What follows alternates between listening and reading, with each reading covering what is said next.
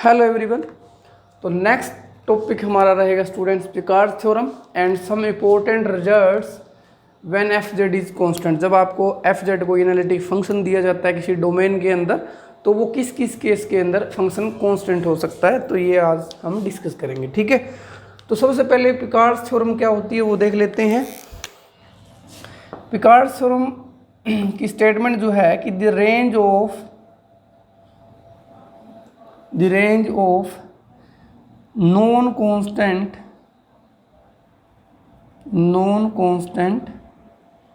Entire function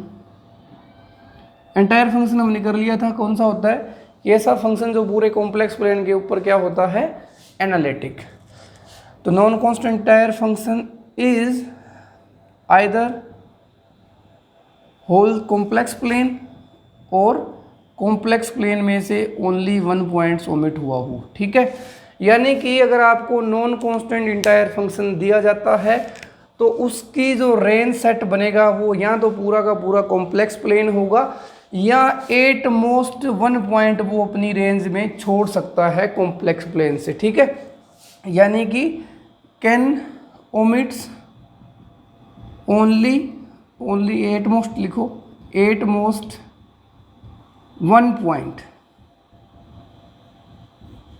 ठीक है, तो ये हमारी स्टेटमेंट रहती है पिकार्ड थ्योरम की। ठीक है, अब कुछ इंपॉर्टेंट रिजल्ट्स करते हैं कि आपका फंक्शन आपको दिया हो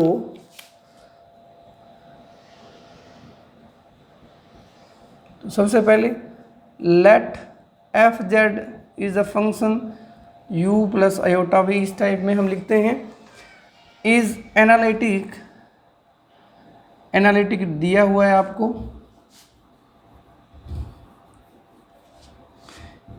इन डोमेन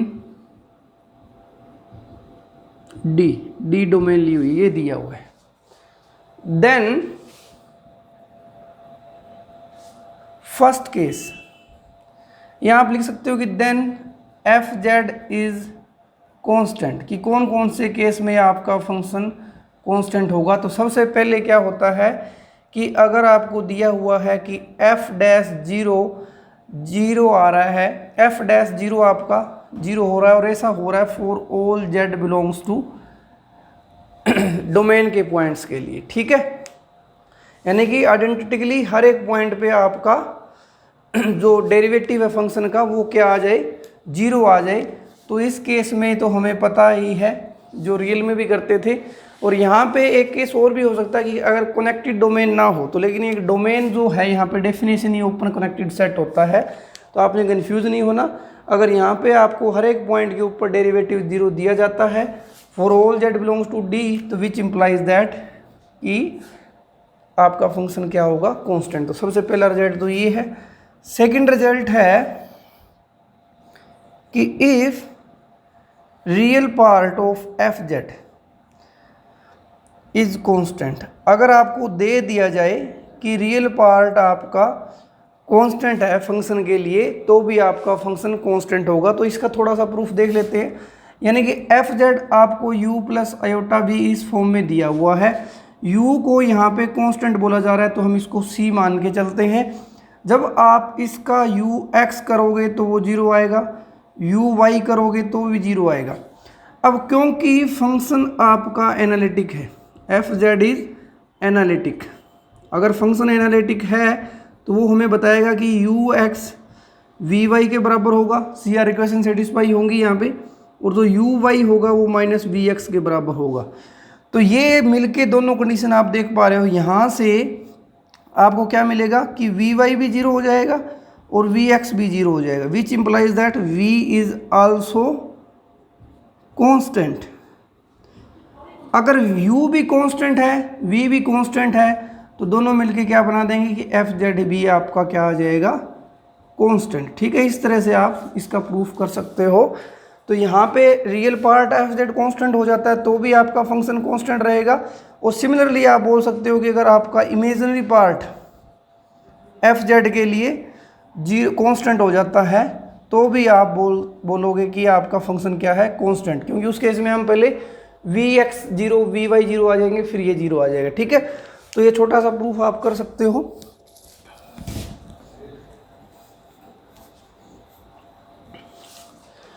फिर नेक्स्ट रिजल्ट है स्टूडेंट्स कि if argument of f z is constant, कि अगर आपका फंक्शन का आर्गूमेंट कांस्टेंट हो रहा है तो भी आप बोल सकते हो कि वो फंक्शन आपका कांस्टेंट होगा। तो इसका भी छोटा सा प्रूफ आप देख सकते हो कि अगर हम जी जेड मान लेते हैं log of f Z,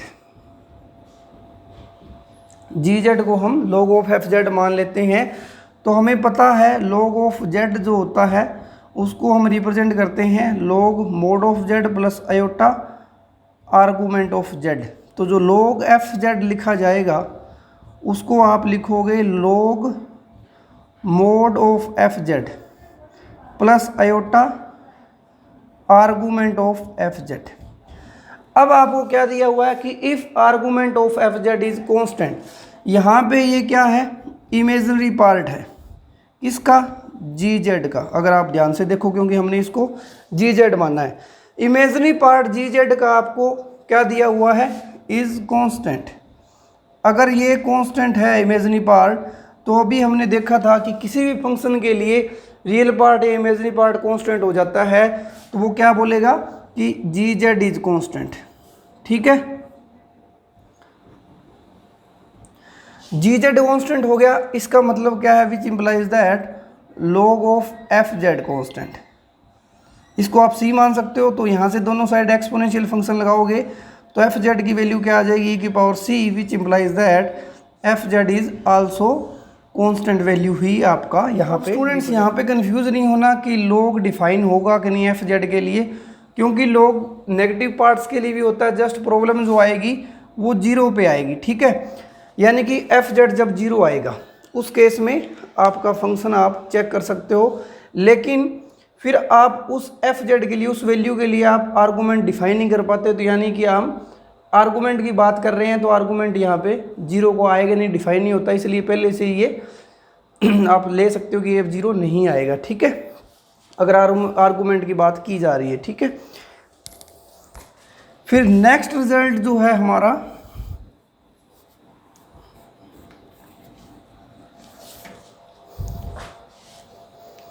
fifth result होता है कि इफ एफ जेड का मोड यानी कि modulus of function is constant, अगर आपको किसी फंक्शन का मॉडुलस कांस्टेंट दिया हुआ है तो भी आपका फंक्शन क्या हो जाएगा, कांस्टेंट। तो हम इसका प्रूफ देख लेते हैं कि एफ जेड का मोड अगर कांस्टेंट है तो हम कैसे प्रूफ कर सकते हैं इसको। तो एफ जेड का मोड जो आएगा अकॉर्डिंग टू एफ, ये जो गिवन है, एफ जेड का मोड क्या होता है, u square plus v square का अंडर रूट। ये आपको कांस्टेंट दिया हुआ है तो सी मान लेते हैं। ठीक है, अब दोनों साइड स्क्वेयरिंग करेंगे तो इसको हम लिख सकते हैं u square v square, c square आएगा उसको कोई नया कांस्टेंट नाम देते हैं। इसको आप इक्वेशन फर्स्ट नेमिंग कर सकते हो। फिर हम क्या करेंगे, इस इक्वेशन को partially with respect to x करेंगे तो ये आएगा 2u of x plus 2v of x is equal to 0। यहाँ से 2 को हम हटा सकते हैं। ठीक है, तो एक इक्वेशन ये बन गई आपकी। फिर इसको जब हम विद रिस्पेक्ट टू y करेंगे पार्शियली तो ये आएगा u of y plus v of y, वो 2 यहाँ पे भी आएगा, वो भी मैंने निकाल दिया। ठीक है, ये दो इक्वेशंस हैं। अब आपको फंक्शन क्या दिया हुआ है, क्योंकि f z is analytic, function analytic है तो which implies that C R equation satisfy होंगी यहाँ पे। तो सबसे पहले मैं क्या करता हूँ, u ऑफ यू एक्स इस वी एक्स की जगह, क्योंकि हमें पता है सी आर इक्वेशन के अंदर u y is equal to minus of v x होता है, तो यहाँ पे मैं लिख सकता हूँ u of y is equal to 0। ठीक है, और फिर यहाँ पे u ऑफ यू वाई रहने देता हूँ प्लस वी वाई की जगह मैं क्या कर रहा हूँ u x is equal to 0, ताकि मेरे को या तो यू एक्स 0 मिल जाए या यू वाई 0 मिल जाए उस वजह से। ठीक है, फिर हम क्या करते हैं कि ये जो इक्वेशन है उसको ऊपर वाली जो है उसको हम u से मल्टीप्लाई करें और इसको हम v से मल्टीप्लाई करें। ठीक है, तो u से और v से मल्टीप्लाई करोगे तो आफ्टर मल्टीप्लाइंग दिस ये क्या बन जाएगा, u square u x minus u v u y is equal to 0। और ये आपकी इक्वेशन बन जाएगी u v u y plus v square u x is equal to 0। इसको आप फर्स्ट नेमिंग कर दो, इसको सेकंड नेम कर दो। अब अगर मैंने दोनों को ऐड कर दिया, फर्स्ट एंड सेकंड को ऐड कर दिया, तो यहाँ से ये कैंसिल हो जाएगा और आपका आ जाएगा u square plus v square u x आ जाएगा कॉमन इज इक्वल टू 0। अब यहाँ तो ये 0 होगा, यहाँ ये 0 होगा। अगर u square plus v square 0 हो गया तो उसका मतलब यू भी 0 वी भी 0, यू वी दोनों 0 हो गए तो हमारा प्रूफ हो जाएगा। लेकिन हम वो तो है नहीं, क्योंकि हमने फंक्शन को नॉन कांस्टेंट माना हुआ है। तो हमें चेक करना है, अगर इसमें से वो तो हो नहीं सकता, क्योंकि वो इसलिए तो प्रूफ ही हो चुका था। अगर हम 0 लेके चल रहे थे तो हमारा क्या होगा यू एक्स 0। अगर यू एक्स 0 हुआ तो by C R equation v y भी आपका क्या हो जाएगा 0। ठीक है, अब हम करते हैं कि यू वाई के बारे में हम क्या कह सकते हैं। तो इस तरह हमारा काम हो चुका कि हमने यू एक्स को 0 प्रूफ कर लिया, यू एक्स 0 आ गया और वी वाई आपका 0 आ गया। फिर हम चलते हैं, दूसरी कंडीशन कौन सी होती है हमारी, u y is equal to minus of v x. अब हम क्या करते हैं, इस इक्वेशन में by C R equation u x को वी वाई लिख सकते हैं, वी को वी एक्स ये रहने देते हैं इज इक्वल टू 0।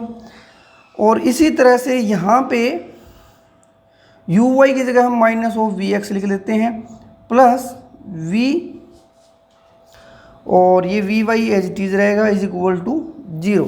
ठीक है, अब हम क्या करते हैं, इस इक्वेशन को v से मल्टीप्लाई करते हैं, इस इक्वेशन को u से मल्टीप्लाई करते हैं, तो ये आएगा u v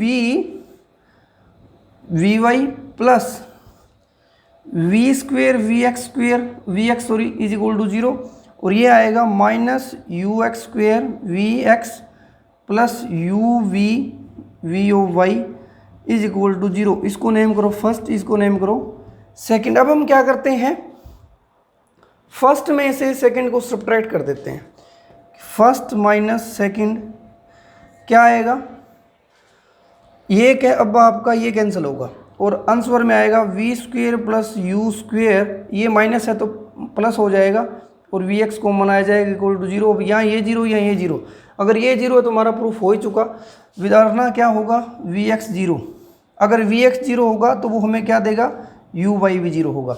यानी कि हमने चारों पार्शली डेरिवेटिव को 0 प्रूफ कर दिया जब आपका फंक्शन कांस्टेंट था। यानी कि u x u y v x v y सब के सब 0 है। यानी कि u के अंदर ना तो x आ रहा ना y आ रहा, ऐसा ही v के अंदर हो रहा ना x और y। अगर ये x और y आ ही नहीं रहे, इंडिपेंडेंट है, तो which implies that u is constant और v is constant.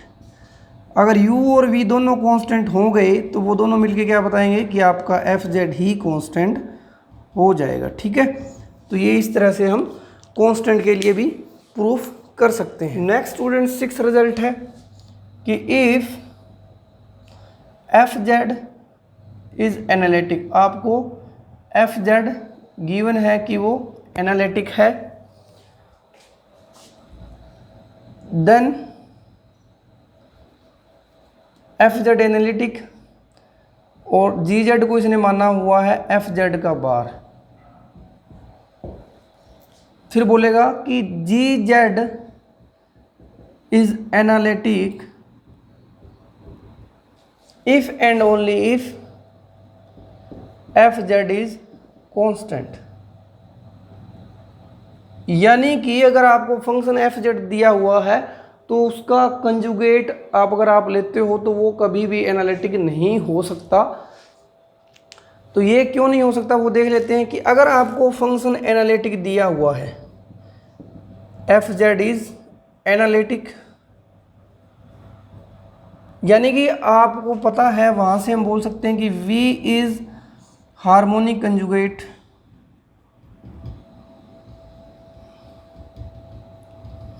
Conjugate of u, यानी कि सी आर इक्वेशन सेटिस्फाई होंगी u x v y u y minus v of x. अब हम कर लेते हैं कि लेट, अगर हमने मान लिया कि F Z bar is analytic, अगर हमने ये माना तो एफ जेड बार आपका क्या आएगा, u माइनस आयोटा वी। अगर आप एफ जेड को u प्लस आयोटा वी मान रहे हो तो एफ जेड बार क्या होगा, u माइनस आयोटा वी। अब यहाँ से इसको एनालिटिक मानना है तो यहाँ भी सी आर इक्वेशन सेटिस्फाई होंगी।